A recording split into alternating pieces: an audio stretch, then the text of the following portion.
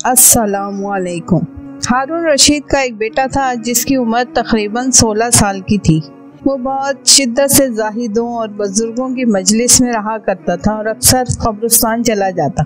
वहाँ जाकर कहता कि तुम लोग हमसे पहले दुनिया में थे, दुनिया के मालिक थे, लेकिन उस दुनिया ने तुम्हें निजात ना दी, हत्ता कि तुम खबरों में पहुँच गए। काश मुझे किसी तरह खबर होती कि तुम पर क्या गुजर रही है और तुमसे क्या क्या सवाल जवाब होते हैं। अक्सर ये शेर पढ़ा करता, मुझे जनाजे हर दिन डराते हैं और मरने वालों पर रोने वालियों की आवाजें मुझे गमगीन रखती हैं। एक दिन वो अपने बाप बादशाह की मजलिस में आया। उसके पास वज़रा उमरा सब जमा थी और लड़के के बदन पर एक कपड़ा मामूली और सर पर एक लुंगी बंधी हुई थी। अराकीन सल्तनत आपस में कहने लगे कि इस पागल लड़के की हरकतों ने अमीरुल मोमिनीन को भी दूसरे बादशाहों की निगाह में जलील कर दिया। अगर अमीरुल मोमिनीन इसको तंबिया करें तो शायद ये अपनी इस हालत से बाज आ जाए। अमीरुल मोमिनीन ने ये बात सुनकर उससे कहा कि बेटा, तूने मुझे लोगों की निगाह में जलील कर रखा है। उसने ये बात सुनकर बाप को तो कोई जवाब नहीं दिया, लेकिन एक परिंद वहाँ बैठा था। उसको कहा कि उस जात का वास्ता जिसने तुझे पैदा किया, तू मेरे हाथ पर आकर बैठ जा। वह परिंदा वहाँ से उड़कर उसके हाथ पर आकर बैठ गया। फिर कहा कि अब अपनी जगह चला जा। वो हाथ पर से उड़कर अपनी जगह चला गया। उसके बाद उसने अर्ज किया कि अब्बा जान, असल में आप दुनिया से जो मोहब्बत कर रहे हैं इसने मुझे रुस्वा कर रखा है। अब मैंने ये इरादा कर लिया है कि आपसे जुदाई इख्तियार कर लूँ। ये कहकर वहाँ से चल दिया और एक कुरान शरीफ सिर्फ अपने साथ लिया। चलते हुए माँ ने एक बहुत कीमती अंगूठी भी इसको दे दी। एहतजाज के वक्त उसको फरोख्त करके काम में लाए।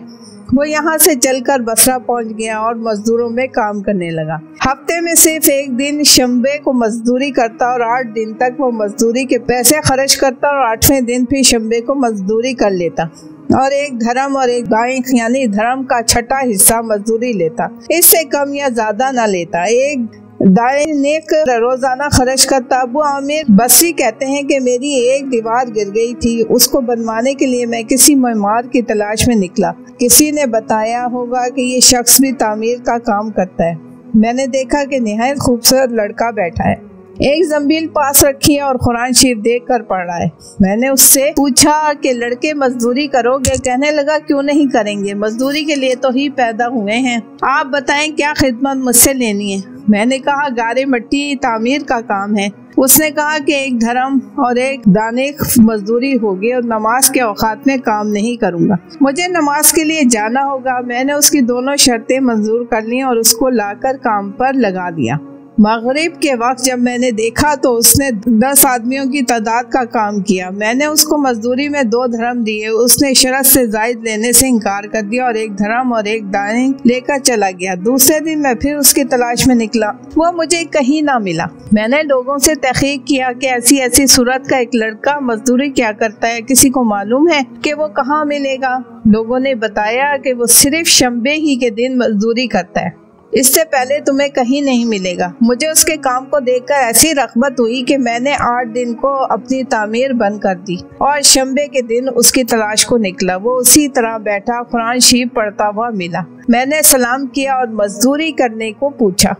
उसने वही पहली 2 शर्तें बयान की। मैंने मंजूर कर ली। वो मेरे साथ आकर काम में लग गया। मुझे इस पर हैरत हो रही थी कि पिछले शंबे को इस अकेले ने 10 आदमियों का काम किस तरह कर लिया। इसलिए इस मर्तबा मैंने ऐसी तरह छुप करके वो मुझे ना देखे उसके काम करने का तरीका देखा। तो ये मंजर देखा कि वो हाथ में गारा लेकर दीवार पर डालता है और पत्थर अपने आप ही एक दूसरे के साथ जुड़ते चले जाते हैं। मुझे यकीन हो गया ये कोई अल्लाह का वली है और अल्लाह के औलिया के कामों की गैब से मदद होती ही है। जब शाम हुई तो मैंने इसको 3 धर्म देना चाहे। उसने लेने से इनकार कर दिया कि मैं इतने धर्म क्या करूँगा और एक धर्म और एक दानिक लेकर चला गया। मैंने एक हफ्ते फिर इंतज़ार किया और तीसरे शंबे को फिर मैं उसकी तलाश में निकला, मगर वो मुझे ना मिला। मैंने लोगों से तहकीक किया। एक शख्स ने बताया कि वो 3 दिन से बीमार है, फला वीराने जंगल में पड़ा है। मैंने एक शख्स को उजरत देकर उस पर राजी किया कि वो मुझे इस जंगल में पहुंचा दे। वो मुझे साथ लेकर उस जंगल वीरान में पहुंचा तो मैंने देखा कि वो बेहोश पड़ा है। आधी ईंट का टुकड़ा सर के नीचे रखा हुआ है। मैंने उसको सलाम किया, उसने जवाब न दिया। मैंने दूसरी मर्तबा सलाम किया तो उसने आँख खोली और मुझे पहचान ली। मैंने जल्दी से उसका सर ईंट पर से उठाकर अपनी गोद में रख लिया। उसने सर हटा लिया और चंद शेर पढ़े, जिनमें से 2 ये हैं। मेरे दोस्त, दुनिया की नेमतों से धोखे में न पड़। उम्र ख़त्म होती जा रही है और ये नेमतें सब ख़त्म हो जाएंगी। जब तू कोई जनाजा लेकर कब्रिस्तान में जाए तो ये सोचता रहा कर कि तेरा भी एक दिन इसी तरह जनाजा उठाया जाएगा।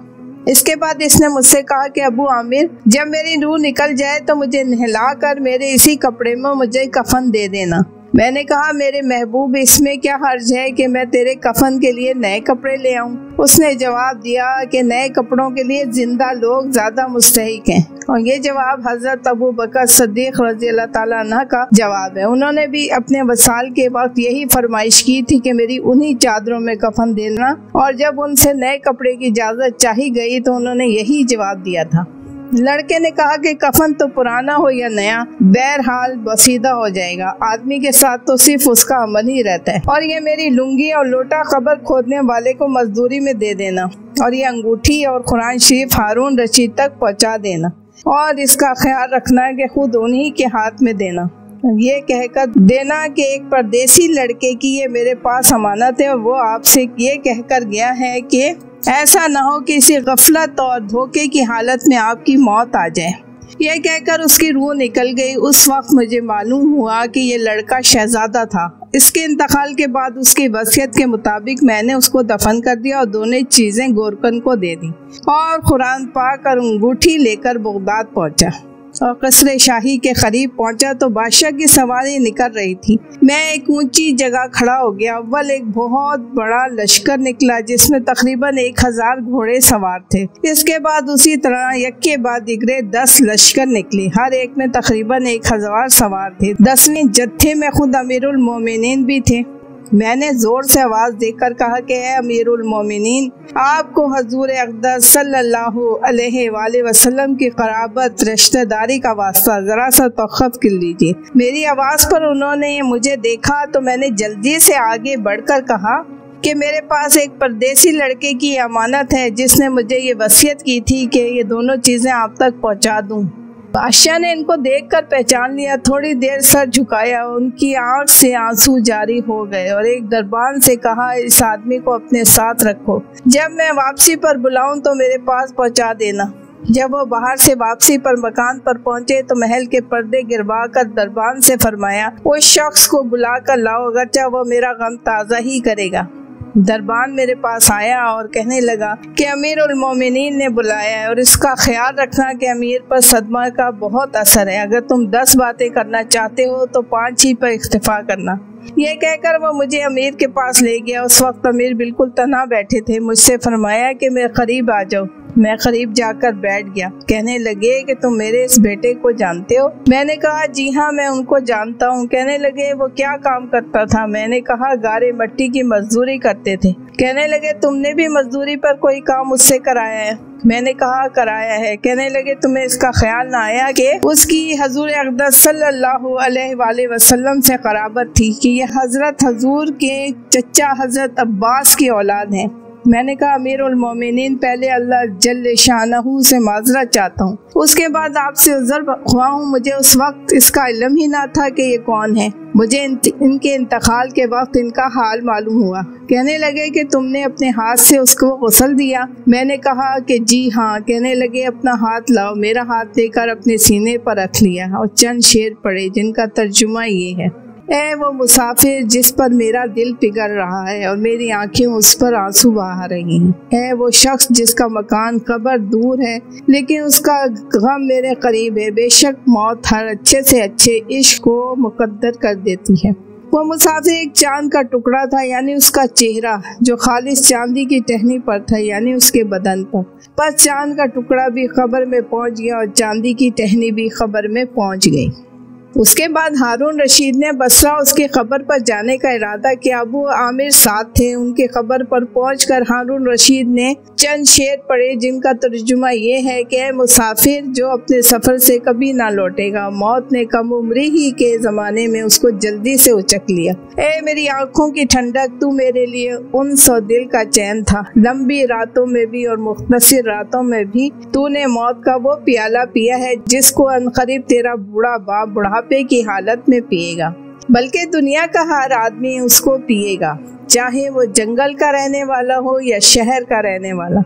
पर सब तारीफें उसी वादा शरीका लहू के लिए हैं जिसकी लिखी हुई तकदीर के ये करिश्मे हैं। अबू आमिर कहते हैं कि इसके बाद जो रात आई तो जब मैं अपने वज़ाइफ पूरे करके लेटा ही था कि मैंने ख्वाब में एक नूर का खबा देखा जिसके ऊपर अबर की तरह नूर ही नूर फैल रहा है। उस नूर के अबर में से उस लड़के ने मुझे आवाज देकर कहा, अबू आमिर तुम्हें हक ताला शानहू जज़ाए खैर अता फरमाए। तुमने मेरी तकफीन की और मेरी वसीयत पूरी की। मैंने उससे पूछा कि मेरे प्यारे तेरा क्या हाल गुजरा। कहने लगा कि मैं ऐसे मौला की तरफ पहुंचा हूँ जो बहुत करीम है और मुझसे बहुत राजी है। मुझे उस मालिक ने वो चीजें अता की जो न कभी किसी आँख ने देखी न कान ने सुनी, ना किसी आदमी के दिल पर इनका ख्याल गुजरा। ये एक मशहूर हदीस पाक का मजमून है। हजूर अक़दस सल्लल्लाहु अलैहि वसल्लम इरशाद फरमाते हैं कि अल्लाह जल्ले शानहू का पाक इरशाद है कि मैंने अपने नेक बंदों के लिए ऐसी चीज़ें तैयार कर रखी हैं जो न किसी आँख ने कभी देखी, न कान ने सुनी, न किसी दिल पर इनका गुजर हुआ।